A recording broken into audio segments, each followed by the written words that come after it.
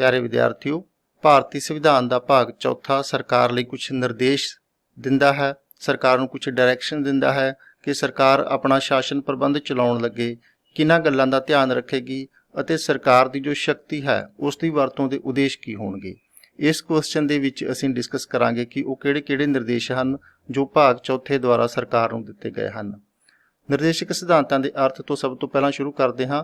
निर्देशक सिद्धांत उन्हां व्यवस्थावां नूं कहा जाता है जिहड़ियां सरकार नूं निर्देश दिंदियां हन, दिशा निर्देश दिंदियां हन कि सरकारां की प्राप्त करन दी कोशिश करनगियां शासन चला के, अते सरकार दे बनाए हुए कानूनां ਅਤੇ सरकार द्वारा वरती जाने वाली शक्ति का उद्देश की होवेगा। ਅਤੇ निर्देशक सिद्धांतां ਦਾ ਸਰੂਪ है जो भारतीय संविधान ਵਿੱਚ ਉਹ केवल सलाहकारी है, भाव इन्हां ਨੂੰ लागू करवाउण ਦੇ ਲਈ ਅਸੀਂ ਕਿਸੇ कोर्ट का सहारा नहीं ले सकते जिस तरह कि मौलिक अधिकारां ਦੇ केस ਵਿੱਚ ਕੀਤਾ जा सकता है। भारतीय संविधान ਦੇ ਵਿੱਚ निर्देशक सिद्धांतां ਦਾ उद्देश की है? भारतीय संविधान ने कुछ आदर्श तय किए हैं। ਉਹ आदर्श सानू भारतीय संविधान की प्रस्तावना ਦੇ ਵਿੱਚ ਮਿਲਦੇ ਹਨ। ਭਾਰਤੀ ਸੰਵਿਧਾਨ ਦੀ ਪ੍ਰਸਤਾਵਨਾ ਕਹਿੰਦੀ ਹੈ ਕਿ ਭਾਰਤ ਇੱਕ sovereign socialist secular democratic republic ਹੋਵੇਗਾ ਅਤੇ ਇਸ ਦਾ ਉਦੇਸ਼ ਹੋਵੇਗਾ ਸਮਾਜਿਕ, ਆਰਥਿਕ ਅਤੇ ਰਾਜਨੀਤਿਕ ਨਿਆਂ ਪ੍ਰਦਾਨ ਕਰਨਾ, ਵਿਸ਼ਵਾਸ ਅਤੇ ਵਿਚਾਰਾਂ ਦੀ ਸੁਤੰਤਰਤਾ ਪ੍ਰਦਾਨ ਕਰਨਾ, ਭਾਈਚਾਰਾ ਵਿਕਸਿਤ ਕਰਨਾ ਤੇ ਵਿਅਕਤੀਗਤ ਗੌਰਵ ਨੂੰ ਸਥਾਪਿਤ ਕਰਨਾ। ਜਿਹੜਾ ਮੌਲਿਕ ਅਧਿਕਾਰਾਂ ਦਾ ਭਾਗ ਹੈ, ਭਾਗ ਤੀਜਾ, ਉਸ ਵਿੱਚ ਵਿਅਕਤੀ ਦੇ ਰਾਜਨੀਤਿਕ ਅਤੇ ਨਾਗਰਿਕ ਅਧਿਕਾਰ ਸੁਰੱਖਿਅਤ ਕੀਤੇ ਗਏ ਹਨ। भाग तीजे विच समाजिक ਅਤੇ आर्थिक अधिकारां ਦੀ ਬਹੁਤੀ ਗੱਲ नहीं की गई। समाजिक ਅਤੇ आर्थिक अधिकारां ਦੀ ਗੱਲ निर्देशक सिद्धांतां ਦੇ ਵਿੱਚ ਕੀਤੀ ਗਈ ਹੈ। ਇਹਨਾਂ ਸਿਧਾਂਤਾਂ ਨੂੰ ਜੇਕਰ ਅਮਲੀ ਰੂਪ ਦਿੱਤਾ ਜਾਂਦਾ ਹੈ ਤਾਂ ਸਮਾਜਿਕ ਅਤੇ ਆਰਥਿਕ ਲੋਕਤੰਤਰ ਦੀ ਸਥਾਪਨਾ ਕੀਤੀ ਜਾ ਸਕਦੀ ਹੈ ਅਤੇ ਸਮਾਜਿਕ ਅਤੇ ਆਰਥਿਕ ਲੋਕਤੰਤਰ ਦੇ ਨਾਲ ਹੀ ਸਮਾਜਿਕ ਅਤੇ ਆਰਥਿਕ ਨਿਆਂ ਦਾ ਉਦੇਸ਼ ਜਿਹੜਾ ਕਿ ਭਾਰਤੀ ਸੰਵਿਧਾਨ ਦੀ ਪ੍ਰਸਤਾਵਨਾ ਨੇ ਤੈਅ ਕੀਤਾ ਹੈ ਉਸ ਦੀ ਪ੍ਰਾਪਤੀ ਕੀਤੀ ਜਾ ਸਕਦੀ ਹੈ। ਆਓ ਵੇਖਦੇ ਹਾਂ ਕਿ ਕਿਹੜੇ-ਕਿਹੜੇ ਨਿਰਦੇਸ਼ ਹਨ ਭਾਰਤੀ ਸੰਵਿਧਾਨ ਵਿੱਚ ਸ਼ਾਮਲ। ये जो भाग है, भाग चौथा, यह संविधान के आर्टिकल 36 तो लैके 51 तक इसका विस्तार है। आर्टिकल 36 के विच राज की केवल डेफिनेशन दी गई है कि राज का इत्थे अर्थ की होगा, क्योंकि वार वार भाग चौथे के विच स्टेट शब्द की वरतों की गई है कि स्टेट ये प्राप्त करने की कोशिश करेगा, स्टेट वो प्राप्त करने की कोशिश करेगा, स्टेट का उद्देश्य ये होगा, वो होगा। 36 के विच कहा गया कि राज का अर्थ वही है जिहड़ा तीजे भाग विच है। तीजे भाग के विच कहा गया कि राज दे विच साडी केंद्री पार्लीमेंट, केंद्री सरकार, राज्यां दीयां सरकारां, राज्यां दे विधान मंडल ਅਤੇ ਹੋਰ ਲੋਕਲ ਅਥਾਰਟੀ ਸ਼ਾਮਲ ਹੋਣਗੀਆਂ ਜਿਹੜੀਆਂ ਸਰਕਾਰ ਦੀ ਸ਼ਕਤੀ ਦੀ ਵਰਤੋਂ ਕਰਦੀਆਂ ਹਨ। ਇਸ ਤੋਂ ਬਾਅਦ ਆਰਟੀਕਲ 37 ਦੇ ਵਿੱਚ ਇਹ ਸਪਸ਼ਟ ਕੀਤਾ ਗਿਆ ਹੈ ਕਿ ਜਿਹੜੇ ਇਹ ਡਾਇਰੈਕਟਿਵ ਪ੍ਰਿੰਸੀਪਲਸ ਹਨ ਇਹ ਅਦਾਲਤਾਂ ਦੁਆਰਾ ਲਾਗੂ ਕਰਨ ਯੋਗ ਨਹੀਂ ਹਨ, ਭਾਵ ਇਹਨਾਂ ਨੂੰ ਲਾਗੂ ਕਰਾਉਣ ਦੇ ਲਈ ਅਸੀਂ ਅਦਾਲਤਾਂ ਦਾ ਸਹਾਰਾ ਨਹੀਂ ਲੈ ਸਕਦੇ। ਪਰੰਤੂ ਇਹ ਵੀ ਕਿਹਾ ਗਿਆ ਹੈ ਕਿ ਫਿਰ ਵੀ ਇਹ ਜਿਹੜੇ ਉਦੇਸ਼ ਨੇ ਇਹ ਸ਼ਾਸਨ ਪ੍ਰਬੰਧ ਚਲਾਉਣ ਦੇ ਲਈ ਮੌਲਿਕ ਸਿਧਾਂਤ ਹੋਣਗੇ, ਭਾਵ ਸਰਕਾਰ ਇਹਨਾਂ ਨੂੰ ਹਮੇਸ਼ਾ ਧਿਆਨ ਵਿੱਚ ਰੱਖੇਗੀ ਅਤੇ ਇਹਨਾਂ ਨੂੰ ਲਾਗੂ ਕਰਨਾ ਸਟੇਟ ਦੀ ਜ਼ਿੰਮੇਵਾਰੀ ਹੋਵੇਗੀ। ਸਰਕਾਰ ਲਈ ਡਾਇਰੈਕਸ਼ਨ ਸ਼ੁਰੂ ਹੁੰਦੀਆਂ ਹਨ ਆਰਟੀਕਲ 38 ਤੋਂ। ਆਰਟੀਕਲ 38 ਦੇ ਵਿੱਚ ਕਿਹਾ ਗਿਆ ਹੈ ਕਿ ਰਾਜ ਇਸ ਤਰ੍ਹਾਂ ਦੇ ਸਮਾਜਿਕ ਢਾਂਚੇ ਦੀ ਵਿਵਸਥਾ ਕਰੇਗਾ ਜਿਸ ਵਿੱਚ ਸਾਰਿਆਂ ਲਈ ਸਮਾਜਿਕ, ਆਰਥਿਕ ਅਤੇ ਰਾਜਨੀਤਿਕ ਨਿਆਂ ਮਿਲਦਾ ਹੋਵੇ, ਸਾਰਿਆਂ ਨੂੰ ਕਿਸੇ ਨੂੰ ਇਹ ਨਿਆਂ ਡਿਨਾਈ ਨਾ ਕੀਤਾ ਜਾਂਦਾ ਹੋਵੇ, ਇਸ ਤਰ੍ਹਾਂ ਦਾ ਸਮਾਜਿਕ ਢਾਂਚਾ ਬਣਾਵੇਗਾ। ਇਸ ਸਿਧਾਂਤ ਦੇ ਵਿੱਚ ਇਹ ਵੀ ਕਿਹਾ ਗਿਆ ਕਿ ਰਾਜ ਆਮਦਨ ਦੀਆਂ ਅਸਮਾਨਤਾਵਾਂ ਨੂੰ ਘੱਟ ਕਰਨ ਦੀ ਕੋਸ਼ਿਸ਼ ਕਰੇਗਾ ਅਤੇ ਰੁਤਬਿਆਂ ਅਤੇ ਮੌਕਿਆਂ ਦੀ ਅਸਮਾਨਤਾ ਨੂੰ ਘੱਟ ਕਰਨ ਦੀ ਕੋਸ਼ਿਸ਼ ਕਰੇਗਾ, ਨਾ ਕੇਵਲ ਵਿਅਕਤੀਆਂ ਦੇ ਵਿੱਚ ਬਲਕਿ ਵਿਅਕਤੀਆਂ ਦੇ ਗਰੁੱਪਾਂ ਦੇ ਵਿੱਚ। ਇਸ ਤਰ੍ਹਾਂ ਇਹ ਸਿਧਾਂਤ ਮੁੱਖ ਤੌਰ ਤੇ ਵਿਅਕਤੀਆਂ ਦੀ ਨਹੀਂ, ਵਿਅਕਤੀਆਂ ਦੇ ਵਰਗਾਂ ਦੀ, ਵਿਅਕਤੀਆਂ ਦੇ ਗਰੁੱਪਾਂ ਦੀ ਗੱਲ ਕਰਦਾ ਹੈ ਕਿ ਸੋਸ਼ਲ ਸਟੇਟਸ ਓਪਰਚੁਨਿਟੀ ਸਾਰਿਆਂ ਦੀ ਬਰਾਬਰ ਹੋਣ, ਨਾ ਕੇਵਲ ਵਿਅਕਤੀਆਂ ਲਈ ਬਲਕਿ ਵਿਅਕਤੀਆਂ ਦੇ ਸਮੂਹਾਂ ਲਈ, ਵਿਅਕਤੀਆਂ ਦੇ ਗਰੁੱਪਾਂ ਲਈ, ਚਾਹੇ ਉਹ ਗਰੁੱਪ ਨੇ ਜਿਹੜੇ ਕਾਸਟ ਦੇ ਆਧਾਰ ਤੇ ਹੋਣ, ਚਾਹੇ ਵਰਗ ਦੇ ਆਧਾਰ ਤੇ, ਚਾਹੇ ਉਹ ਖੇਤਰ ਦੇ ਆਧਾਰ ਤੇ ਹੋਣ। ਦੂਸਰੇ ਸਿਧਾਂਤ ਦੇ ਵਿੱਚ ਕਿਹਾ ਗਿਆ ਹੈ ਕਿ ਰਾਜ ਇਸ ਤਰ੍ਹਾਂ ਦਾ ਆਰਥਿਕ ਢਾਂਚਾ ਸਥਾਪਿਤ ਕਰੇਗਾ ਜਿਸ ਦੇ ਵਿੱਚ ਇਸਤਰੀ ਤੇ ਪੁਰਸ਼ ਨੂੰ ਸਮਾਨ ਮੌਕੇ ਮਿਲਦੇ ਹੋਣ ਰੁਜ਼ਗਾਰ ਦੇ, ਇਸਤਰੀ ਤੇ ਪੁਰਸ਼ ਲਈ ਬਰਾਬਰ ਕੰਮ ਲਈ ਬਰਾਬਰ ਤਨਖਾਹ ਹੁੰਦੀ ਹੋਵੇ। ਅਤੇ ਇਸ ਵਿੱਚ ਕਿਹਾ ਗਿਆ ਕਿ ਰਾਸ਼ਟਰੀ ਸੋਮਿਆਂ ਤੇ ਐਸਾ ਕੰਟਰੋਲ ਹੋਵੇ ਕਿ ਰਾਸ਼ਟਰੀ ਸੋਮਿਆਂ ਦੀ ਵਰਤੋਂ ਕਿਸੇ ਪਰਿਵਾਰ ਜਾਂ ਕਿਸੇ ਘਰਾਣੇ ਦੀ ਭਲਾਈ ਲਈ ਨਹੀਂ ਸਗੋਂ ਸਮੁੱਚੇ ਸਮਾਜ ਦੀ ਭਲਾਈ ਲਈ ਹੋਵੇ। ਅਤੇ ਇਹ ਵੀ ਕਿਹਾ ਗਿਆ ਕਿ ਆਰਥਿਕ ਢਾਂਚਾ ਐਸਾ ਹੋਵੇ ਰਾਜ ਦਾ ਕਿ ਉਸ ਦੀ ਵਰਕਿੰਗ ਦੇ ਨਾਲ ਪੈਸਾ ਕੁਝ ਹੱਥਾਂ ਦੇ ਵਿੱਚ, ਕੁਝ ਘਰਾਣਿਆਂ ਦੇ ਵਿੱਚ, ਕੈਪੀਟਲਿਸਟ ਲੋਕਾਂ ਦੇ ਹੱਥ ਵਿੱਚ ਇਕੱਠਾ ਨਾ ਹੁੰਦਾ ਹੋਵੇ। ਅਤੇ ਕਿਹਾ ਗਿਆ ਹੈ ਕਿ ਆਰਥਿਕ ਮਜਬੂਰੀਆਂ ਕਾਰਨ ਕਿਸੇ ਨੂੰ ਐਸਾ ਕੰਮ ਨਾ ਕਰਨਾ ਪਵੇ ਜਿਹੜਾ ਉਸ ਦੀ ਸਿਹਤ ਤੇ ਮਾੜਾ ਪ੍ਰਭਾਵ ਪਾਉਂਦਾ ਹੋਵੇ, ਮਜਬੂਰੀ ਵਸ ਕਿਸੇ ਨੂੰ ਇਸ ਤਰ੍ਹਾਂ ਦੇ ਕੰਮ ਨਾ ਕਰਨੇ ਪੈਣ। ਇਹ ਜੋ ਆਰਟੀਕਲ ਹੈ ਆਰਟੀਕਲ 39 ਇਹ ਸੰਵਿਧਾਨਕ ਕਾਨੂੰਨ ਦੇ ਵਿਦਿਆਰਥੀਆਂ ਲਈ ਬਹੁਤ ਹੀ ਜ਼ਿਆਦਾ ਇੰਪੋਰਟੈਂਟ ਹੈ। ਕਿਉਂਕਿ ਇਸ ਦੀਆਂ ਜਿਹੜੀਆਂ ਦੋ ਵਿਵਸਥਾਵਾਂ ਹਨ ਕਲਾਸ B ਅਤੇ C ਦੇ ਵਿੱਚ, ਜਿਨ੍ਹਾਂ ਦਾ ਮੁੱਖ ਉਦੇਸ਼ ਇਹ ਹੈ ਕਿ ਆਰਥਿਕ ਢਾਂਚਾ ਐਸਾ ਹੋਵੇ ਕਿ ਅਮੀਰ ਗਰੀਬ ਦਾ ਡਿਫਰੈਂਸ ਬਹੁਤਾ ਨਾ ਹੋਵੇ, ਦੇਸ਼ ਦਾ ਪੈਸਾ ਕੁਝ ਲੋਕਾਂ ਦੇ ਹੱਥਾਂ 'ਚ ਇਕੱਠਾ ਨਾ ਹੋਵੇ। ਇਹਨਾਂ ਦੋ ਵਿਵਸਥਾਵਾਂ ਨੂੰ ਕੁਝ ਮੌਲਿਕ ਅਧਿਕਾਰਾਂ ਤੋਂ ਵੀ ਪ੍ਰਮੁੱਖਤਾ ਦਿੱਤੀ ਗਈ ਹੈ। ਇਸ ਤੋਂ ਬਾਅਦ 42ਵੀਂ ਸੰਵਿਧਾਨਕ ਸੋਧ ਨਾਲ ਸਾਡੇ ਸੰਵਿਧਾਨ ਦੇ ਵਿੱਚ ਇੱਕ ਨਵਾਂ ਆਰਟੀਕਲ ਸ਼ਾਮਲ ਕੀਤਾ ਗਿਆ ਸੀ, ਆਰਟੀਕਲ 39A। ਇਹ ਆਰਟੀਕਲ ਸਰਕਾਰ ਦੀ ਜ਼ਿੰਮੇਵਾਰੀ ਲਾਉਂਦਾ ਹੈ ਕਿ ਸਰਕਾਰ ਇਸ ਤਰ੍ਹਾਂ ਦਾ ਨਿਆਇਕ ਢਾਂਚਾ ਸਥਾਪਿਤ ਕਰੇ ਜਿੱਥੇ ਸਾਰਿਆਂ ਨੂੰ ਇਨਸਾਫ ਮਿਲਦਾ ਹੋਵੇ, ਅਤੇ ਜੇ ਕੋਈ ਵਿਅਕਤੀ ਕਾਨੂੰਨੀ ਸਹਾਇਤਾ ਖਰੀਦ ਨਾ ਸਕਦਾ ਹੋਵੇ, ਵਕੀਲਾਂ ਦੀ ਜੋ ਸਹਾਇਤਾ ਸਰਵਿਸਿਜ਼ ਨੇ ਉਹ ਖਰੀਦ ਨਾ ਸਕਦਾ ਹੋਵੇ, ਉਹਨਾਂ ਲਈ ਸਰਕਾਰ ਕਾਨੂੰਨ ਬਣਾ ਕੇ ਮੁਫਤ ਕਾਨੂੰਨੀ ਸਹਾਇਤਾ ਦਾ ਪ੍ਰਬੰਧ ਕਰੇ। 40ਵੇਂ ਆਰਟੀਕਲ ਦੇ ਵਿੱਚ ਕਿਹਾ ਗਿਆ ਹੈ ਕਿ ਸਰਕਾਰ ਪੇਂਡੂ ਪੰਚਾਇਤਾਂ ਦਾ ਸੰਗਠਨ ਕਰੇ। ਸੰਗਠਨ ਇਸ ਤਰੀਕੇ ਨਾਲ ਕਰੇ ਕਿ ਜਿਹੜੀਆਂ ਪੰਚਾਇਤਾਂ ਨੇ ਉਹ ਲੋਕਲ ਸੈਲਫ ਗਵਰਨਮੈਂਟ ਦੇ ਯੂਨਿਟਸ ਦੇ ਰੂਪ ਦੇ ਵਿੱਚ ਕੰਮ ਕਰ ਸਕਣ, ਉਹਨਾਂ ਨੂੰ ਕੰਮ ਕਰਨ ਦੀ ਖੁੱਲ੍ਹ ਹੋਵੇ, ਕਾਫੀ ਜ਼ਿਆਦਾ ਅਧਿਕਾਰ ਹੋਣ, ਲੋਕਲ ਸੋਮਿਆਂ 'ਤੇ ਉਹਨਾਂ ਦੇ ਅਧਿਕਾਰ ਹੋਣ, ਲੋਕਲ ਪਾਲਿਸੀ ਉਹ ਆਪ ਬਣਾ ਸਕਦੇ ਹੋਣ।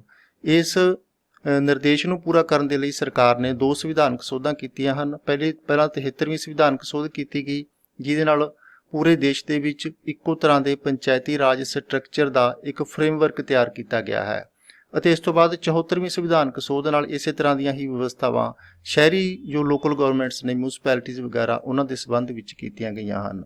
ਆਰਟੀਕਲ 41 ਸਰਕਾਰ ਨੂੰ ਨਿਰਦੇਸ਼ ਦਿੰਦਾ ਹੈ ਕਿ ਸਰਕਾਰ ਆਪਣੀ ਕੈਪੈਸਿਟੀ ਦੇ ਵਿੱਚ ਰਹਿੰਦੇ ਹੋਏ, ਆਪਣੀ ਸਮਰੱਥਾ ਦੇ ਵਿੱਚ ਰਹਿੰਦੇ ਹੋਏ ਨਾਗਰਿਕਾਂ ਨੂੰ ਕੰਮ ਦਾ ਅਧਿਕਾਰ ਦੇਵੇ, ਸਿੱਖਿਆ ਦਾ ਅਧਿਕਾਰ ਦੇਵੇ, ਅਤੇ ਕੁਝ ਹਾਲਾਤ ਦੇ ਵਿੱਚ ਜਿਵੇਂ ਕਿ ਬੇਰੁਜ਼ਗਾਰੀ, ਬੁਢਾਪਾ, ਬਿਮਾਰੀ, ਅਪੰਗਤਾ ਦੀ ਹਾਲਤ ਦੇ ਵਿੱਚ ਜਨਤਕ ਸਹਾਇਤਾ ਭਾਵ ਕੋਈ ਵਿੱਤੀ ਸਹਾਇਤਾ ਦੇਣ ਦੀ ਵਿਵਸਥਾ ਕਰੇ। ਜਦੋਂ ਜਿਹੜੀ 86ਵੀਂ ਸੰਵਿਧਾਨਕ ਸੋਧ ਹੋਈ ਸਾਡੇ ਸੰਵਿਧਾਨ ਦੇ ਵਿੱਚ, ਉਸ ਨਾਲ ਸਾਨੂੰ ਇਹ ਗਰੰਟੀ ਦਿੱਤੀ ਗਈ ਹੈ ਕਿ 6 ਤੋਂ 14 ਸਾਲ ਤੱਕ ਦੇ ਬੱਚਿਆਂ ਲਈ ਮੁਫਤ ਅਤੇ ਲਾਜ਼ਮੀ ਸਿੱਖਿਆ ਸਾਡੇ ਲਈ ਅਧਿਕਾਰ ਬਣ ਗਿਆ ਹੈ। ਆਰਟੀਕਲ 21A ਦੇ ਵਿੱਚ ਮੌਲਿਕ ਅਧਿਕਾਰਾਂ ਦੇ ਭਾਗ ਵਿੱਚ ਇਸ ਦੀ ਵਿਵਸਥਾ ਕਰ ਦਿੱਤੀ ਗਈ ਹੈ। ਇਸ ਲਈ ਹੁਣ 6 ਤੋਂ 14 ਸਾਲ ਤੱਕ ਦੀ ਜੋ ਸਿੱਖਿਆ ਹੈ ਉਹ ਤਾਂ ਸਰਕਾਰ ਦੇ ਲਈ ਆਰਡਰ ਹੈ, ਸਰਕਾਰ ਨੇ ਪ੍ਰੋਵਾਈਡ ਕਰਨਾ ਹੀ ਹੈ, ਸਾਡਾ ਮੌਲਿਕ ਅਧਿਕਾਰ ਹੈ। ਜਿਹੜੀ ਹਾਇਰ ਐਜੂਕੇਸ਼ਨ ਹੈ ਉਸ ਦੀ ਵਿਵਸਥਾ ਕਰਨਾ ਉਹ ਅਜੇ ਵੀ ਇਸ ਆਰਟੀਕਲ ਦੇ ਅਧੀਨ ਆਉਂਦਾ ਹੈ, ਭਾਵ ਉਹ ਸਰਕਾਰ ਦੀ ਕੈਪੈਸਿਟੀ ਦੇ ਵਿੱਚ, ਸਮਰੱਥਾ ਦੇ ਆਧਾਰ 'ਤੇ ਸਰਕਾਰ ਪ੍ਰੋਵਾਈਡ ਕਰ ਸਕਦੀ ਹੈ, ਅਸੀਂ ਕਲੇਮ ਨਹੀਂ ਕਰ ਸਕਦੇ। 6ਵਾਂ ਨਿਰਦੇਸ਼ ਹੈ ਆਰਟੀਕਲ 42 ਦੇ ਵਿੱਚ। ਇਸ ਵਿੱਚ ਕਿਹਾ ਗਿਆ ਹੈ ਕਿ ਰਾਜ ਇਸ ਤਰ੍ਹਾਂ ਦਾ ਆਰਥਿਕ ਢਾਂਚਾ ਕਾਇਮ ਕਰੇ ਜਿਸ ਵਿੱਚ ਕੰਮ ਕਰਨ ਦੇ ਉਚਿਤ ਹਾਲਾਤ ਹੋਣ, ਭਾਵ ਕਿਸੇ ਵਿਅਕਤੀ ਨੂੰ ਅਣਮਨੁੱਖੀ ਹਾਲਾਤ ਦੇ ਵਿੱਚ ਕੰਮ ਕਰਨ ਦੇ ਲਈ ਮਜਬੂਰ ਨਾ ਹੋਣਾ ਪਵੇ, ਅਤੇ ਜੇ ਇਸਤਰੀਆਂ ਜੋ ਵਰਕਿੰਗ ਇਸਤਰੀਆਂ ਹਨ ਉਹਨਾਂ ਨੂੰ ਜਣੇਪਾ ਰਾਹਤ ਰਾਜ ਦੇ ਕਾਨੂੰਨ ਪ੍ਰਦਾਨ ਕਰਨ। ਆਰਟੀਕਲ 43 ਦੇ ਵਿੱਚ ਕਿਹਾ ਗਿਆ ਹੈ ਕਿ ਰਾਜ ਇਸ ਤਰ੍ਹਾਂ ਦੇ ਕਾਨੂੰਨ ਬਣਾਵੇ ਕਿ ਮਜ਼ਦੂਰਾਂ ਨੂੰ ਘੱਟੋ ਘੱਟ ਗੁਜ਼ਾਰੇਯੋਗ ਉਜਰਤਾਂ ਜ਼ਰੂਰ ਮਿਲਦੀਆਂ ਹੋਣ, ਉਹਨਾਂ ਦੀਆਂ ਤਨਖਾਹਾਂ ਇੰਨੀਆਂ ਘੱਟ ਨਾ ਹੋਣ ਕਿ ਉਹ ਕੰਮ ਕਰਕੇ ਵੀ ਆਪਣੀਆਂ ਮੌਲਿਕ ਜ਼ਰੂਰਤਾਂ ਪੂਰੀਆਂ ਨਾ ਕਰ ਸਕਦੇ ਹੋਣ, ਅਤੇ ਉਹਨਾਂ ਲਈ ਮੌਲਿਕ ਜ਼ਰੂਰਤਾਂ ਵੀ ਪੂਰੀਆਂ ਹੁੰਦੀਆਂ ਹੋਣ, ਅਤੇ ਉਹਨਾਂ ਲਈ ਕੁਝ ਸਮਾਂ ਵੀ ਬਚੇ, ਕੁਝ ਛੁੱਟੀਆਂ ਵੀ ਮਿਲਣ ਤਾਂ ਕਿ ਉਹ ਸਮਾਜ ਦੇ ਸੱਭਿਆਚਾਰਕ ਜੀਵਨ ਵਿੱਚ ਭਾਗ ਲੈ ਸਕਣ। ਇਸ ਤੋਂ ਬਾਅਦ 42ਵੀਂ ਸੰਵਿਧਾਨਕ ਸੋਧ ਦੇ ਨਾਲ ਇਸ ਆਰਟੀਕਲ ਦੇ ਨਾਲ ਹੀ ਇੱਕ ਹੋਰ ਆਰਟੀਕਲ ਸ਼ਾਮਲ ਕੀਤਾ ਗਿਆ ਸੀ ਸੰਵਿਧਾਨ ਦੇ ਵਿੱਚ, ਡਾਇਰੈਕਟਿਵ ਪ੍ਰਿੰਸੀਪਲ ਦੇ ਵਿੱਚ, ਆਰਟੀਕਲ 43A।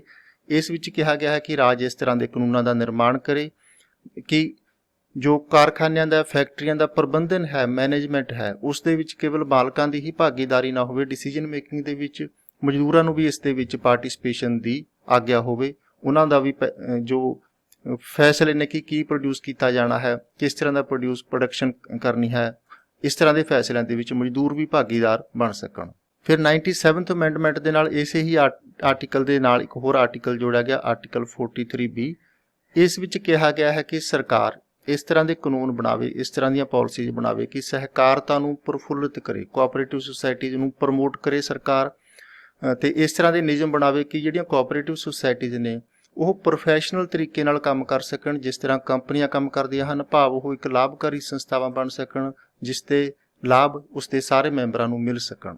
ਆਰਟੀਕਲ 44 ਅੱਜ ਕੱਲ੍ਹ ਕਾਫੀ ਚਰਚਾ ਦੇ ਵਿੱਚ ਹੈ। ਇਸ ਵਿੱਚ ਕਿਹਾ ਗਿਆ ਹੈ ਕਿ ਰਾਜ ਭਾਰਤ ਦੇ ਸਾਰੇ ਨਾਗਰਿਕਾਂ ਲਈ ਜਾਤ, ਧਰਮ, ਕਬੀਲਿਆਂ ਤੋਂ ਉੱਪਰ ਉੱਠ ਕੇ ਇੱਕੋ ਤਰ੍ਹਾਂ ਦੇ ਨਿਆਂ ਵਿਧਾਨ ਦੀ ਵਿਵਸਥਾ ਕਰੇ, ਕਿਉਂਕਿ ਜਿਹੜੇ ਸਾਡੇ ਸਿਵਲ ਕੋਡ ਹਨ ਉਹ ਪੁਰਾਣੇ ਸਮੇਂ ਤੋਂ ਇਸ ਤਰ੍ਹਾਂ ਚੱਲੇ ਆ ਰਹੇ ਹਨ ਕਿ ਮੁਸਲਿਮ ਸਮਾਜ ਦੇ ਲਈ ਸ਼ਰੀਅਤ ਦਾ ਲਾ ਹੈ ਜਿਹੜਾ ਉਹ ਚੱਲ ਰਿਹਾ ਹੈ, ਅਤੇ ਬਾਕੀ ਜਿਹੜਾ ਹਿੰਦੂ ਸਮਾਜ ਹੈ ਉਸ ਦੇ ਲਈ ਜੋ ਹਿੰਦੂ ਰੀਤੀ ਰਿਵਾਜ ਹਨ ਉਸ ਦੇ ਆਧਾਰ 'ਤੇ ਕੋਡ ਬਣੇ ਹੋਏ ਹਨ, ਕਾਨੂੰਨ ਬਣੇ ਹੋਏ ਹਨ। ਇਹ ਅੰਗਰੇਜ਼ਾਂ ਨੇ ਵੀ ਇਸੇ ਵਿਵਸਥਾ ਨੂੰ ਕਾਇਮ ਰੱਖਿਆ ਕਿ ਹਿੰਦੂਆਂ ਲਈ ਵੱਖਰੇ ਕਾਨੂੰਨ, ਮੁਸਲਿਮ ਸਮਾਜ ਦੇ ਲਈ ਵੱਖਰੇ ਕਾਨੂੰਨ, ਪਰੰਤੂ ਸਾਡੇ ਸੰਵਿਧਾਨ ਦਾ ਆਰਟੀਕਲ 44 ਸਰਕਾਰ ਨੂੰ ਨਿਰਦੇਸ਼ ਦਿੰਦਾ ਹੈ ਕਿ ਜਦੋਂ ਹਾਲਾਤ ਸਾਜ਼ਗਾਰ ਹੋਣ ਸਰਕਾਰ ਸਾਰਿਆਂ ਲਈ ਇੱਕੋ ਤਰ੍ਹਾਂ ਦਾ ਕਾਨੂੰਨ ਬਣਾਵੇ। ਇਹ ਜਿਹੜਾ ਅਸੈਨਿਕ ਨਿਆਂ ਵਿਧਾਨ ਹੈ ਇਸ ਵਿੱਚ ਮੁੱਖ ਤੌਰ 'ਤੇ ਵਿਆਹ ਸ਼ਾਦੀ ਨਾਲ ਸੰਬੰਧਿਤ ਕਾਨੂੰਨ ਆਉਂਦੇ ਹਨ, ਵਿਰਾਸਤ ਨਾਲ ਸੰਬੰਧਿਤ ਕਾਨੂੰਨ ਆਉਂਦੇ ਹਨ।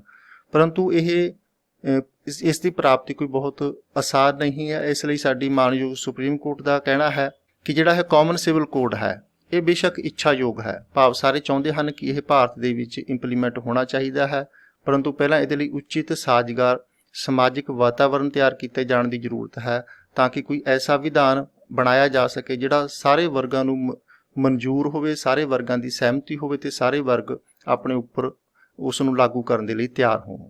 ਆਰਟੀਕਲ 45 ਦੇ ਵਿੱਚ ਸਿੱਖਿਆ ਦਾ ਪ੍ਰਬੰਧ ਕਰਨ ਦੀ ਸਟੇਟ ਦੀ ਜ਼ਿੰਮੇਵਾਰੀ ਲਾਈ ਗਈ ਹੈ।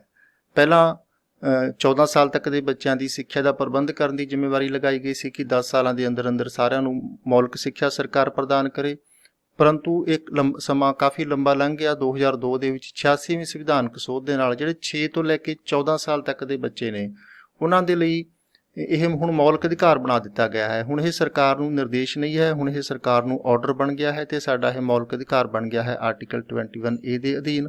ਇਸ ਲਈ ਜਿਹੜੇ ਇਹ ਆਰਟੀਕਲ ਹੈ ਜਿਹੜਾ ਆਰਟੀਕਲ 45 ਹੁਣ ਇਸ ਨੂੰ ਵੀ ਚੇਂਜ ਕਰ ਦਿੱਤਾ ਗਿਆ ਹੈ। ਇਸ ਵਿੱਚ ਕਿਹਾ ਗਿਆ ਹੈ ਕਿ ਜਿਹੜੇ 6 ਸਾਲ ਤੋਂ ਛੋਟੇ ਬੱਚੇ ਨੇ ਉਹਨਾਂ ਦੀ ਸਿੱਖਿਆ ਅਤੇ ਸੰਭਾਲ ਦੇ ਲਈ ਸਰਕਾਰ ਸਟੈਪ ਆਰਟੀਕਲ 46 ਕਾਫੀ ਇੰਪੋਰਟੈਂਟ ਹੈ। ਕਾਫੀ ਜਿਹੜੇ ਸਾਡੇ ਕੌਂਸਟੀਟਿਊਸ਼ਨ ਲਾ ਦੇ ਕੇਸ ਹਨ, ਵਿਸ਼ੇਸ਼ ਕਰਕੇ ਰਿਜ਼ਰਵੇਸ਼ਨ ਨਾਲ ਸੰਬੰਧਿਤ, ਉਹਨਾਂ ਦੇ ਵਿੱਚ ਇਸ ਦਾ ਰੈਫਰੈਂਸ ਆਉਂਦਾ ਹੈ। ਇਸ ਵਿੱਚ ਕਿਹਾ ਗਿਆ ਹੈ ਕਿ ਰਾਜ ਕਮਜ਼ੋਰ ਵਰਗਾਂ ਵਿਸ਼ੇਸ਼ ਕਰਕੇ SC ਤੇ ST ਵਰਗਾਂ ਦੇ ਵਿਦਿਅਕ ਅਤੇ ਆਰਥਿਕ ਹਿੱਤਾਂ ਨੂੰ ਪ੍ਰਮੋਟ ਕਰੇ, ਉਹਨਾਂ ਦਾ ਧਿਆਨ ਰੱਖੇ ਅਤੇ ਜੇਕਰ ਕੋਈ ਸਮਾਜਿਕ ਬੇਇਨਸਾਫੀ ਹੁੰਦੀ ਹੈ, ਸਮਾਜਿਕ ਸ਼ੋਸ਼ਣ ਹੁੰਦਾ ਹੈ ਕਿਸੇ ਕਮਜ਼ੋਰ ਵਰਗ ਦਾ, ਤਾਂ ਉਸ ਦੀ ਵੀ ਸਰਕਾਰ ਰੋਕਥਾਮ ਕਰੇ। ਅਤੇ ਇੱਥੇ ਜੋ ਆਰਟੀਕਲ 46 ਹੈ ਇੱਥੇ ਬੇਸ਼ੱਕ SC ਤੇ ST ਵਰਗਾਂ ਦਾ ਜ਼ਿਕਰ ਹੈ, ਨਾਲ ਇਹ ਵੀ ਕਿਹਾ ਗਿਆ ਕਿ ਕਮਜ਼ੋਰ ਵਰਗਾਂ ਦੇ ਵਿੱਚ ਹੋਰ ਵਰਗ ਵੀ ਸ਼ਾਮਲ ਹਨ। ਜ਼ਰੂਰੀ ਨਹੀਂ ਕਿ ਕੇਵਲ ਕਾਸਟ ਜਾਂ ਕਬੀਲੇ ਦੇ ਆਧਾਰ 'ਤੇ ਹੀ ਕਮਜ਼ੋਰ ਵਰਗ ਹੋਣਗੇ, ਹੋਰ ਵਰਗ ਜਿਵੇਂ ਕਿ EWS ਵੀ ਇਸ ਦੇ ਵਿੱਚ ਸ਼ਾਮਲ ਕੀਤੇ ਜਾ ਸਕਦੇ ਹਨ। ਆਰਟੀਕਲ 47 ਦੇ ਵਿੱਚ ਸਰਕਾਰ ਨੂੰ ਨਿਰਦੇਸ਼ ਦਿੱਤਾ ਗਿਆ ਹੈ ਕਿ ਸਰਕਾਰ ਪੌਸ਼ਟਿਕਤਾ ਦਾ ਪੱਧਰ ਉੱਪਰ ਚੁੱਕਣ ਦੀ ਕੋਸ਼ਿਸ਼ ਕਰੇ, ਲੋਕਾਂ ਦਾ ਜਿਹੜਾ ਲਿਵਿੰਗ ਸਟੈਂਡਰਡ ਹੈ ਉਸ ਨੂੰ ਉੱਪਰ ਚੁੱਕਣ ਦੀ ਕੋਸ਼ਿਸ਼ ਕਰੇ, ਅਤੇ ਇਹ ਵੀ ਕਿਹਾ ਗਿਆ ਹੈ ਕਿ ਜਿਹੜੀਆਂ ਨਸ਼ੀਲੀਆਂ ਵਸਤੂਆਂ ਨੇ ਉਹਨਾਂ ਦੀ ਵਰਤੋਂ 'ਤੇ ਪਾਬੰਦੀ ਲਾਈ ਜਾਣੀ ਚਾਹੀਦੀ ਹੈ। ਉਹਨਾਂ ਦੀ ਵਰਤੋਂ ਸਿਰਫ ਮੈਡੀਸਨਲ ਪਰਪਜ਼ ਦੇ ਲਈ ਹੀ ਅਲਾਉ ਹੋਣੀ ਚਾਹੀਦੀ ਹੈ। ਬਾਕੀ ਜੋ ਓਪਨ ਮਾਰਕੀਟ ਦੇ ਵਿੱਚ ਨਸ਼ਿਆਂ ਦੀ ਵਿਕਰੀ ਹੈ ਸਰਕਾਰ ਉਸ 'ਤੇ ਪਾਬੰਦੀ ਲਾਵੇ। ਆਰਟੀਕਲ 48 ਦੇ ਵਿੱਚ ਕਿਹਾ ਗਿਆ ਹੈ ਕਿ ਖੇਤੀਬਾੜੀ ਅਤੇ ਪਸ਼ੂ ਪਾਲਣ ਜਿਨ੍ਹਾਂ 'ਤੇ ਕਿ ਭਾਰਤੀ ਸਮਾਜ ਦਾ ਬਹੁਤ ਹਿੱਸਾ ਆਪਣੀ ਰੋਜੀ ਰੋਟੀ ਲਈ ਨਿਰਭਰ ਕਰਦਾ ਹੈ, ਇਹਨਾਂ ਨੂੰ ਆਧੁਨਿਕ ਲੀਹਾਂ 'ਤੇ ਸਰਕਾਰ ਤੋਰਨ ਦੀ ਕੋਸ਼ਿਸ਼ ਕਰੇ। ਸਰਕਾਰ ਪਸ਼ੂਆਂ ਦੀ ਨਸਲ ਸੁਧਾਰਨ ਵੱਲ ਵਿਸ਼ੇਸ਼ ਧਿਆਨ ਦੇਵੇ ਅਤੇ ਗਊ ਵਿਛੜੇ ਅਤੇ ਦੁਧਾਰੂ ਪਸ਼ੂਆਂ ਦੀ ਹੱਤਿਆ 'ਤੇ ਸਰਕਾਰ ਪਾਬੰਦੀ ਲਾਵੇ। ਇਸ ਤੋਂ ਬਾਅਦ ਇਸੇ ਹੀ ਆਰਟੀਕਲ ਦੇ ਨਾਲ 42ਵੀਂ ਸੰਵਿਧਾਨਕ ਸੋਧ ਦੇ ਨਾਲ ਆਰਟੀਕਲ 48A ਜੋੜਿਆ ਗਿਆ ਸੀ। ਇਹ ਵਾਤਾਵਰਣ ਦੀ ਸੁਰੱਖਿਆ ਦੀ ਗੱਲ ਕਰਦਾ ਹੈ, ਕਿਉਂਕਿ 1970 ਦੇ ਨੇੜੇ ਤੇੜੇ ਵਾਤਾਵਰਣ ਦੀ ਸੁਰੱਖਿਆ ਦਾ ਵਿਸ਼ਾ ਪੂਰੇ ਵਰਲਡ ਦੇ ਵਿੱਚ ਹਾਈਲਾਈਟ ਹੋਇਆ ਸੀ। ਇਸ ਦੀ ਜ਼ਰੂਰਤ ਮਹਿਸੂਸ ਕੀਤੀ ਗਈ ਸੀ। ਇੰਟਰਨੈਸ਼ਨਲ ਕਾਨਫਰੰਸਿਸ ਹੋਈਆਂ ਸੀ ਜਿਹਦੇ ਵਿੱਚ ਰਾਜਾਂ ਨੇ ਸਹਿਮਤੀ ਦਿੱਤੀ ਸੀ ਕਿ ਅਸੀਂ ਆਪੋ ਆਪਣੇ ਤੌਰ 'ਤੇ ਆਪੋ ਆਪਣੇ ਖੇਤਰ ਦੇ ਵਿੱਚ ਕੁਝ ਸਟੈਪਸ ਚੁੱਕਾਂਗੇ। ਫਿਰ 1976 ਦੇ ਵਿੱਚ ਜਦੋਂ ਇਹ 42ਵੀਂ ਸੰਵਿਧਾਨਕ ਸੋਧ ਹੋਈ, ਇਹਦੇ ਵਿੱਚ ਆਰਟੀਕਲ 48A ਸ਼ਾਮਲ ਕੀਤਾ ਗਿਆ। ਡਾਇਰੈਕਟਿਵ ਦੇ ਤੌਰ 'ਤੇ ਸਰਕਾਰ ਨੂੰ ਕਿਹਾ ਗਿਆ ਕਿ ਵਾਤਾਵਰਣ ਦੀ ਰੱਖਿਆ ਕਰੇ, ਸੁਧਾਰ ਕਰੇ ਅਤੇ ਜੰਗਲਾਂ ਅਤੇ ਜੰਗਲੀ ਜੀਵਨ ਦੀ ਸੁਰੱਖਿਆ ਕਰੇ।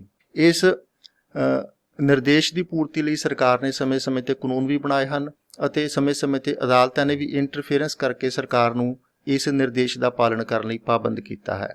ਆਰਟੀਕਲ 49 ਦੇ ਵਿੱਚ ਕਿਹਾ ਗਿਆ ਕਿ ਉਹ ਸਥਾਨ ਜਿਹੜੇ ਰਾਸ਼ਟਰੀ ਮਹੱਤਤਾ ਵਾਲੇ ਹਨ ਸਾਡੇ ਦੇਸ਼ ਦੇ ਲਈ ਡਿਕਲੇਅਰ ਕੀਤੇ ਗਏ ਹਨ ਕਾਨੂੰਨ ਦੁਆਰਾ ਜਾਂ ਕਾਨੂੰਨ ਦੇ ਅਧੀਨ, ਸਰਕਾਰ ਉਹਨਾਂ ਦੀ ਚੰਗੀ ਤਰ੍ਹਾਂ ਸਾਂਭ ਸੰਭਾਲ ਯਕੀਨੀ ਬਣਾਵੇ। ਅਤੇ ਆਰਟੀਕਲ 50 ਦੇ ਵਿੱਚ ਕਿਹਾ ਗਿਆ ਕਿ ਰਾਜ ਨਿਆਂਪਾਲਿਕਾ ਨੂੰ ਕਾਰਜਪਾਲਿਕਾ ਤੋਂ ਪੂਰੀ ਤਰ੍ਹਾਂ ਅਲੱਗਾ ਕਰੇ, ਕਿਉਂਕਿ ਨਿਆਂਪਾਲਿਕਾ ਅਤੇ ਕਾਰਜਪਾਲਿਕਾ ਜੇਕਰ ਇੱਕੋ ਹੀ ਹੱਥਾਂ ਦੇ ਵਿੱਚ ਹੋਣਗੀਆਂ, ਇੰਟੈਗਰੇਟਡ ਹੋਣਗੀਆਂ, ਤਾਂ ਇਨਸਾਫ ਦੀ ਉਮੀਦ ਘੱਟ ਜਾਂਦੀ ਹੈ, ਕਿਉਂਕਿ ਜੋ ਕਾਰਜਪਾਲਿਕਾ ਹੈ, ਅਫਸਰਸ਼ਾਹੀ ਹੈ, ਉਸ ਨੂੰ ਸਰਕਾਰ ਦੇ ਨਾਲ ਕੋਆਪਰੇਸ਼ਨ ਵੀ ਰੱਖਣੀ ਪੈਂਦੀ ਹੈ, ਸਰਕਾਰ ਦੇ ਪ੍ਰੈਸ਼ਰ ਦੇ ਅਧੀਨ ਵੀ ਕੰਮ ਕਰਨਾ ਪੈਂਦਾ ਹੈ। ਇਸ ਲਈ ਜੇ ਇਹ ਇਕੱਠੀਆਂ ਹੋਣਗੀਆਂ, ਨਿਆਂਪਾਲਿਕਾ ਵੀ ਸਰਕਾਰ ਦੇ ਪ੍ਰੈਸ਼ਰ ਦੇ ਅਧੀਨ ਕੰਮ ਕਰੇਗੀ, ਤਾਂ ਇਨਸਾਫ ਦੀ ਉਮੀਦ ਕਾਫੀ ਘੱਟ ਜਾਂਦੀ ਹੈ। ਜੋ ਜੱਜਾਂ ਦੇ ਫੈਸਲੇ ਨੇ ਉਹ ਸਰਕਾਰ ਪੱਖੀ ਹੋ ਸਕਦੇ ਹਨ। ਇਸ ਲਈ ਆਰਟੀਕਲ 50 ਸਰਕਾਰ ਨੂੰ ਨਿਰਦੇਸ਼ ਦਿੰਦਾ ਹੈ ਕਿ ਨਿਆਂਪਾਲਿਕਾ ਅਤੇ ਕਾਰਜਪਾਲਿਕਾ ਨੂੰ ਬਿਲਕੁਲ ਅਲੱਗਾ ਕੀਤਾ ਜਾਵੇ। ਜੋ ਨਿਆਇਕ ਅਧਿਕਾਰੀ ਹਨ ਉਹ ਕਾਰਜਕਾਰੀ ਕੰਮ ਨਾ ਵੇਖਣ, ਜੋ ਕਾਰਜਕਾਰੀ ਅਧਿਕਾਰੀ ਹਨ ਉਹਨਾਂ 'ਤੇ ਨਿਆਇਕ ਜ਼ਿੰਮੇਵਾਰੀਆਂ ਨਾ ਹੋਣ। ਤੇ ਇਸ ਨਿਰਦੇਸ਼ ਦਾ ਪਾਲਣ ਕਰਦੇ ਹੋਏ ਸਰਕਾਰ ਨੇ ਲਗਭਗ ਹੇਠਲੇ ਪੱਧਰ ਤੱਕ ਨਿਆਂਪਾਲਿਕਾ ਨੂੰ ਕਾਰਜਪਾਲਿਕਾ ਤੋਂ ਵੱਖਰਾ ਕਰ ਦਿੱਤਾ ਹੈ। ਇਹਦਾ ਆਬਜੈਕਟਿਵ ਹੈ ਕਿ ਨਿਆਂਪਾਲਿਕਾ ਤੇ ਕਿਸੇ ਕਿਸਮ ਦਾ ਸਰਕਾਰ ਦਾ ਜਾਂ ਕਿਸੇ ਪੋਲੀਟੀਕਲ ਪਾਰਟੀ ਦਾ ਕੋਈ ਪ੍ਰੈਸ਼ਰ ਨਾ ਹੋਵੇ। ਤੇ ਆਖਰੀ ਨਿਰਦੇਸ਼ ਹੈ ਸਰਕਾਰ ਨੂੰ ਆਰਟੀਕਲ 51 ਦੇ ਵਿੱਚ ਦਿੱਤਾ ਗਿਆ। ਇਹ ਅੰਤਰਰਾਸ਼ਟਰੀ ਖੇਤਰ ਨਾਲ ਸੰਬੰਧਿਤ ਹੈ। ਇਸ ਵਿੱਚ ਕਿਹਾ ਗਿਆ ਹੈ ਕਿ ਰਾਜ ਅੰਤਰਰਾਸ਼ਟਰੀ ਸ਼ਾਂਤੀ ਤੇ ਸੁਰੱਖਿਆ ਨੂੰ ਪ੍ਰਮੋਟ ਕਰੇਗਾ।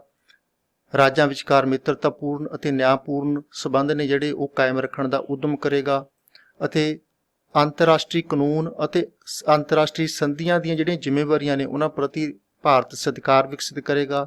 ਅਤੇ ਜਿਹੜੇ ਅੰਤਰਰਾਸ਼ਟਰੀ ਝਗੜੇ ਹਨ, ਬੇਸ਼ੱਕ ਭਾਰਤ ਉਹਨਾਂ ਦੇ ਵਿੱਚ ਆਪ ਨਾ ਵੀ ਇਨਵੋਲਵ ਹੋਵੇ, ਉਹਨਾਂ ਦੇ ਲਈ ਨਿਪਟਾਰੇ ਲਈ ਸਾਲਸੀ ਕਰਨ ਦਾ ਭਾਵ ਵਿਚੋਲਗੀ ਕਰਨ ਦਾ ਭਾਰਤ ਯਤਨ ਕਰੇਗਾ ਤਾਂ ਕਿ ਝਗੜਿਆਂ ਦਾ ਨਿਪਟਾਰਾ ਹੈ ਜਿਹੜਾ ਉਹ ਸ਼ਾਂਤੀਪੂਰਵਕ ਤਰੀਕੇ ਨਾਲ ਹੋਵੇ, ਜਿਹੜੇ ਝਗੜੇ ਨੇ ਉਹ ਯੁੱਧਾਂ ਦੇ ਵਿੱਚ ਨਾ ਬਦਲ ਸਕਣ।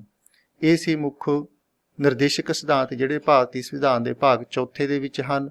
ਆਰਟੀਕਲ 36 ਤੋਂ ਲੈ ਕੇ 51 ਤੱਕ ਇਹ ਸਰਕਾਰ ਨੂੰ ਨਿਰਦੇਸ਼ ਦਿੰਦੇ ਹਨ ਕਿ ਸਰਕਾਰ ਆਪਣਾ ਸ਼ਾਸਨ ਪ੍ਰਬੰਧ ਚਲਾਉਣ ਲੱਗੇ ਕਿਹੜੀਆਂ-ਕਿਹੜੀਆਂ ਗੱਲਾਂ ਆਪਣੇ ਧਿਆਨ ਵਿੱਚ ਰੱਖੇਗੀ, ਕਿਹੜੇ ਉਦੇਸ਼ ਹਨ ਜਿਹੜੇ ਸਰਕਾਰ ਪ੍ਰਾਪਤ ਕਰਨ ਦੀ ਕੋਸ਼ਿਸ਼ ਕਰੇਗੀ। ਕਿਸੇ ਸਰਕਾਰ ਦੀ ਸਫਲਤਾ ਜਾਂ ਅਸਫਲਤਾ ਅਸੀਂ ਇਸ ਭਾਗ ਦੇ ਆਧਾਰ ਤੇ ਲਗਾ ਸਕਦੇ ਹਾਂ। ਜਿਹੜੀ ਸਰਕਾਰ ਇਸ ਭਾਗ ਦੇ ਵਿੱਚ ਦਿੱਤੇ ਹੋਏ ਨਿਰਦੇਸ਼ਾਂ ਨੂੰ ਪ੍ਰਾਪਤ ਕਰਨ ਦੀ ਦਿਸ਼ਾ ਵੱਲ ਕੋਈ ਸਟੈਪ ਚੁੱਕਦੀ ਹੈ, ਉਸ ਨੂੰ ਚੰਗੀ ਸਰਕਾਰ, ਕਾਮਯਾਬ ਸਰਕਾਰ, ਇਮਾਨਦਾਰ ਸਰਕਾਰ ਕਿਹਾ ਜਾ ਸਕਦਾ ਹੈ। ਜਿਹੜੀ ਸਰਕਾਰ ਇਹਨਾਂ ਸਿਧਾਂਤਾਂ ਤੋਂ ਟਾਲਾ ਵੱਟਦੀ ਹੈ, ਉਸ ਸਰਕਾਰ ਨੂੰ ਚੰਗੀ ਸਰਕਾਰ ਨਹੀਂ ਮੰਨਿਆ ਜਾ ਸਕਦਾ। ਬਹੁਤ ਬਹੁਤ ਧੰਨਵਾਦ। Good luck.